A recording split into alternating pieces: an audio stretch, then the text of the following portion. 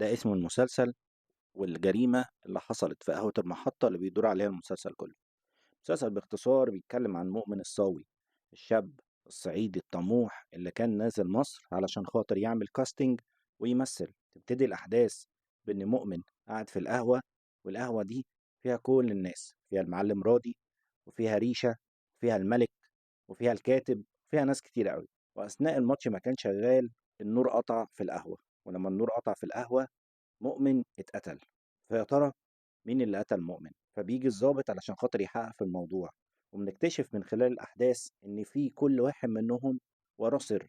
إن المعلم راضي عنده ولدين، عنده هاني وعنده طارق، بس بنكتشف إن طارق ده مش ابن المعلم راضي ولا حاجة.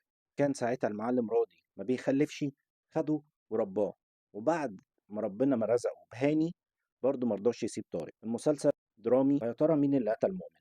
وليه مؤمن اتقتل؟